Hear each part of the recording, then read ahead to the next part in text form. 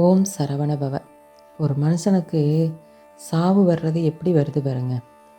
எதுவுமே இல்லைங்க. வீட்டில் ஒரு குடும்பத்தில் அவங்களுக்குள்ள ஏதோ ஒரு சண்டை சச்சரவு வந்து இறந்துருந்தா கூட மனசு ஆறிடும். அதே போல் ஏதோ ஒரு கடன் பிரச்சனை, ஏதோ ஒரு ஆக்சிடெண்ட்டு அப்படி இப்படின்னா கூட பரவாயில்லைங்க. சம்மந்தமே இல்லாமல் ஒரு மனுஷன் பஸ்ஸில் போயிருக்கிறத வந்து தப்பான முறையில் வீடியோ எடுத்து இப்படி போட்டு அந்த பொண்ணோட வாழ்க்கையும் போயிட்டு அந்த அவரும் இறந்துட்டார்.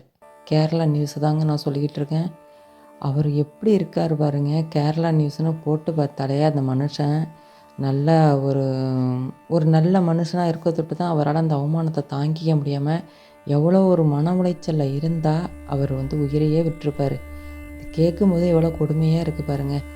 சும்மா ட்ரெண்ட் ஆகணும், லைக் வரணும், வியூஸ் வரணும், அது வரணும், இது வரணும்னு இவங்க போட போக இந்த பொண்ணோட வாழ்க்கையும் போய் ஒரு மனுஷனோட உயிரே போய் அந்த குடும்பமே இன்றைக்கி எப்படி இருக்கோ தெரியல. கல்யாணம் ஆணுச்சோ, அவருக்கு பிள்ளைங்க இருக்கோ, பொண்டாட்டி பிள்ளைங்க என்ன பண்ணதோ தெரியல. ஆனால் அவர் இறந்துட்டார் பாருங்க. அதே போல் இன்னொரு நியூஸ் என்ன அப்படின்னு பார்த்தீங்கன்னா, உடம்பை குறைக்கிறதுக்காக பாவம் அந்த பொண்ணு ஏதோ யூடியூப்பில் யாரோ சொன்னாங்கன்னு சொல்லி அதை வாங்கியே நாட்டு மருந்து கடையில் வாங்கி சாப்பிட்ருக்கு. அந்த பொண்ணும் உயிரை விட்டுருக்கு. இது மதுரையில் நடந்திருக்கு. அவர் கேரளாவில் இருந்திருக்காரு. இதுவும் சம்மந்தம் இல்லாத ஒரு சாவு தான்.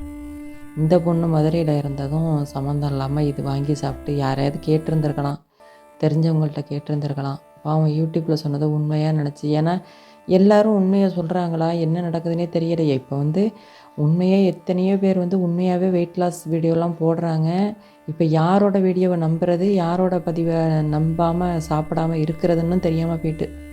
ஏன்னு கேட்டிங்கன்னா, ஒருத்தங்க தப்பு செஞ்சால் மொத்தமாகவே இப்போ எல்லாரோட வீடியோவையும் பார்த்து எதையும் செய்கிறதுக்கு பயமாக இருக்குது பாருங்க. அதனால் வந்து ரொம்ப விழிப்புணர்வாக இருக்க வேண்டியதாக இருக்குது. என்ன பண்ணுற அந்த பொண்ணோட தலையெழுத்து இப்படி இருந்திருக்கு. அதெல்லாம் நினைக்கும் போது ரொம்ப கஷ்டமாக இருக்குது.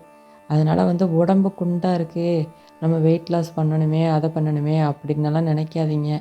உடம்பு ஆரோக்கியமாக இருக்கிறது தான் முக்கியம். உடம்பு வந்து குண்டாக இருக்கிறத விட ஸ்லிம்மாக இருந்தால் அவங்க வந்து ரொம்ப ஆரோக்கியமானவங்கன்னும், குண்டாக இருந்தால் அவங்க வந்து ரொம்ப ஒரு மாதிரி அப்படி இப்படின்னு சொல்லி அந்த உடம்பை வந்து ரொம்ப நோஸ் கட் பண்ணி தான் பேசுகிறாங்க. அது நல்லாவே தெரியுது. இப்போ சமீபத்தில் எனக்கே பார்த்திங்கன்னா உடம்பு வந்து எனக்கு திடீர்னு ரொம்ப வெயிட் அதிகமாகிட்டு. என்ன காரணம் அப்படின்னு பார்த்தீங்கன்னா, எனக்கு வந்து இடுப்பு வலி பிரச்சனை இருந்துச்சு. என்னால் அதிகம் நடக்க முடியலை, ஒரு வீட்டில் ரொம்ப வேலை செய்ய முடியலை. இப்படியே இருந்து ரெஸ்ட்டில் இருந்து பார்த்திங்கன்னா உடம்பு ரொம்ப வெயிட் ஆகிட்டு.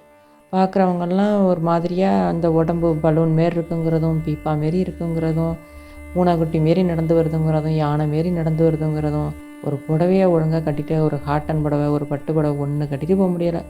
வெளியில் போனால் பம்பரம் மாரி சுற்றி வருதும்பாங்க. ரொம்ப மனசு வந்து பார்த்திங்கன்னா ஒடிஞ்சு தான் போணுச்சு எனக்குமே. ஆனால் நான் வந்து இந்த மாதிரி யூடியூப்பில் சொல்கிற ட்ரீட்மெண்ட்டெல்லாம் நான் எதுவும் பார்த்து செய்யலைங்க. என் உடம்புக்குன்னு அதில் எதுவுமே பார்த்து செய்யலை. ஆனால் இப்போ ஒரு 6-7 கிலோ நான் குறைச்சிருக்கேன். நான் என்ன செஞ்சேன் அப்படின்னு பார்த்திங்கன்னா, தினமும் காலையிலையும் சாயந்தரமும் ஒரு 1/2 மணி நேரம் வாக்கிங் போனேன். அதுவும் வெளியில் ரோட்டில் போக கூட எனக்கு பயமாக இருந்துச்சு. காலையும் மாலையும் வண்டி வாகனம் போகுதுன்னு மேலே மாடியில் மொட்டை மாடியிலே தான் நடந்தேன். ஒரு 1/2 மணி நேரம் இதுக்காகவே டைம் ஒதுக்கணும் பாருங்கள். 1/2 மணி நேரம் காலையிலையும் சாயந்தரமும் நீங்கன்னா நடந்து பாருங்கள், கண்டிப்பாக குறையும். 1/2 மணி நேரம் டைம் தெரியணுங்கிறதுக்காண்டியே நான் என்ன பண்ணுவேன்னா, யூடியூப்பில் வந்து வேல்மாறல் பாட்டு அது ஒரு 1/2 மணி நேரம் ஓடும். அதை ஆன் பண்ணி வச்சுட்டு நம்ம முருகனோட பாட்டையும் கேட்ட மாரி ஆகிடும். அப்படியே பக்தியோட முருகனை கேட்டுக்கிட்டு நினச்சிக்கிட்டே அப்படியே நடந்துருவேன் பாருங்கள். ஒரு 1/2 மணி நேரம் நடப்பேன். காலையிலையும் இதேமாரி வேல்மாறல் போட்டு விட்டுட்டு நடப்பேன், சாயந்தரமும் வேல்மாறலை போட்டு விட்டுட்டே நடப்பேன். அதே போல் வந்து சின்ன சின்னதாக கால் கையை தூக்குறது, இப்படி குனிஞ்சு நிமிர்றது, சின்ன சின்ன பயிற்சி எல்லாம் நானாகவே செஞ்சேன். இவ்வளவு தான் செஞ்சேன். அதேபோல் சாப்பாடு வந்து என்ன செஞ்சேன்னு பார்த்தீங்கன்னா, 3 தோசை நான் சாப்பிட்டேன்னா 2 தோசையாக மாற்றிக்கிட்டேன். 4 இட்லி சாப்பிட்ட இடத்துல 3 இட்லி. அதே போல் நைட்டெல்லாம் வந்து 6:30 மணிக்கெல்லாமே சாப்பிட்றணும். நம்ம 8:30 மணி 9 மணி வரைக்கும்லாம் உட்காந்துருக்கக்கூடாது. 6:30 மணிக்கெல்லாமே நம்ம சாப்பிட்டுட்டோம்னா நைட்டு ஃபுல்லாகவே அது நல்லா செரிச்சிரும். நமக்கு வந்து வயிறு தொப்பையெல்லாம் ரொம்ப குறைஞ்சிரும். பார்த்திங்கன்னா உங்களுக்கு சூப்பராக அந்த ஒர்க் அவுட்டு நல்லா கேட்குங்க. வேறு எதுவுமே நாட்டு மருந்து கடையிலையோ அதை இதையோ எந்த ஒரு மெடிசனும் நீங்கள் சாப்பிட்டாலாம் உடம்பு வெயிட் லாஸ் பண்ணவே வேண்டாம். 6:30 மணிக்கு சாயந்தரம் சாப்பிட்ருங்க.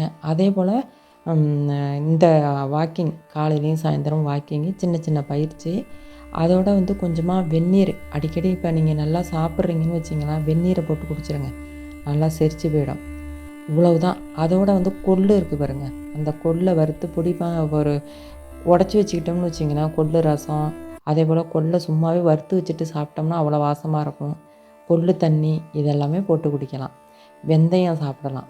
இதெல்லாமே நம்ம வீட்டில் கிடைக்கிற பொருளுங்க. இது நம்ம உடம்புக்கும் ஒன்றும் பண்ணாது, உடம்புக்கு நல்லது தான் செய்யும்.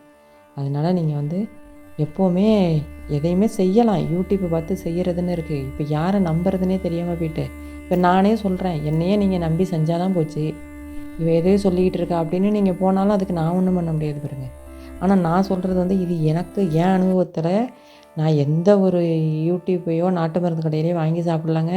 இதெல்லாம் சின்ன சின்ன ஆக்டிவிட்டி. இதை செஞ்சுட்டு ஒரு 7 கிலோ நான் குறைச்சிருக்கேன். இப்போ எல்லாரும் கேட்குறாங்க, ஏன் இப்போ உனக்கு என்ன பிரச்சனை? ஏன் இப்படி உடம்பு இளைச்சி போயிட்ட? என்ன இப்படி டல்லாக போயிட்ட?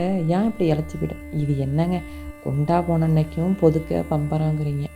உடம்பு குறைஞ்சி நம்ம கஷ்டப்பட்டு இளைக்க வச்சுட்டு போனால் உனக்கு என்ன பிரச்சனை? வீட்டில் எதுவும் பிரச்சனையா? ஏன் இப்படி இளைச்சி போயிட்ட?